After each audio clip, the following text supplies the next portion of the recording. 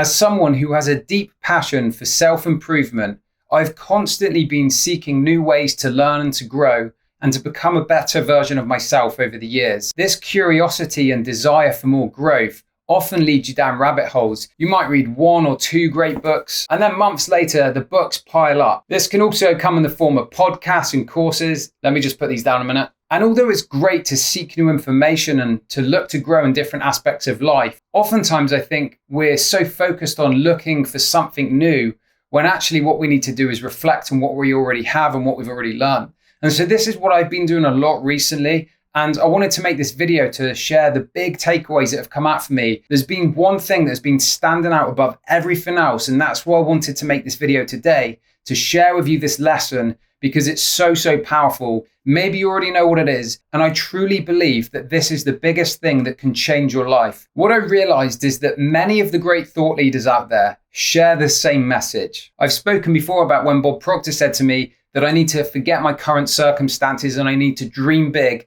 and picture the future I want. Dr. Joe Dispenza talks about we need to change our energy to change our lives, and most people are living on a record of the past. One of the classic self-help teachers, Neville Goddard, said, we need to assume the feeling of the wish fulfilled. Abraham Hicks, who talks about the law of attraction and the vortex, talks about the most important thing we need to do is to focus on what feels good. We need to stop beating the drum of the thing that we don't want. We need to stop telling the same stories, the same patterns of the things we don't want. We need to disconnect from that and imagine the feeling of the thing that we want, the desire that we're going to achieve.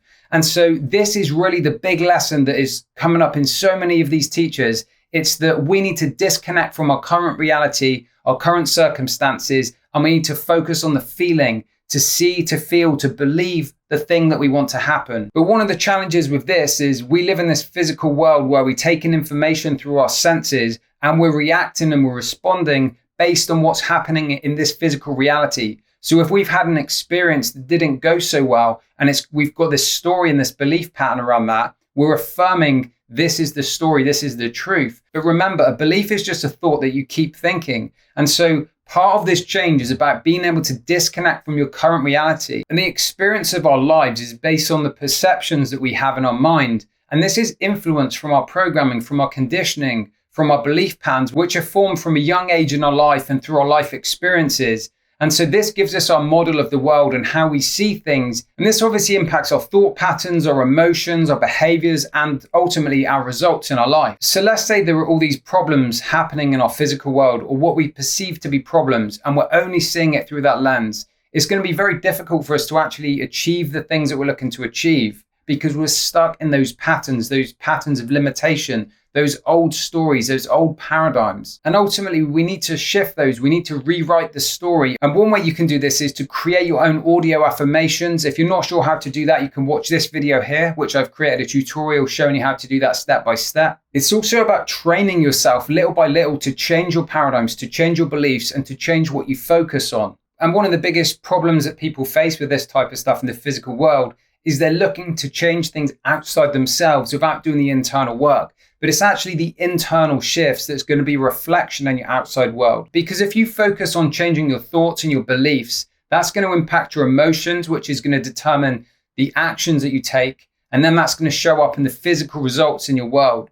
Whereas if you're constantly believing certain stories and old patterns that aren't serving you anymore, you're going to look for evidence in your day-to-day life that's going to reflect that, and you're going to give yourself permission to stay where you are. Now, of course, this isn't intentional, and to a large degree, it's quite normal. Your brain is just looking for evidence. It's trying to make sense of things in your day-to-day. It's trying to make sense of your experiences that you've had in the past. But that's because it's focused on survival, and personal growth isn't comfortable. We're not here to just survive. We want to grow, we want to evolve, and we want to achieve more. So really, whatever you can do to disconnect from your current circumstances, if you're struggling, or if there's a particular area of life where you're struggling more than others, then you want to try and focus on shifting that.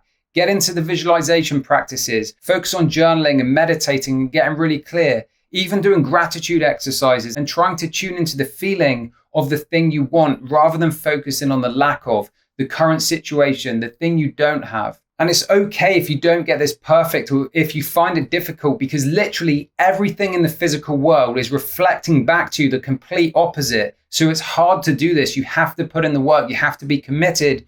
And it really helps when you can surround yourself with like-minded people to feed your mind good information every day, to potentially work with a coach or a mentor or someone that can help you, guide you, and support you along this journey. If you consider yourself to be a self-development enthusiast, or let's say a self-help junkie is another way of putting it, and you're constantly looking for that new information, you're watching these videos, you're listening to podcasts, you're reading books, you're taking courses, but you're still not where you want to be, maybe it's time for you to book a call with me in the link below and to see how a coach can help you take things to the next level. Thank you so much for watching this video, and I'll see you next time.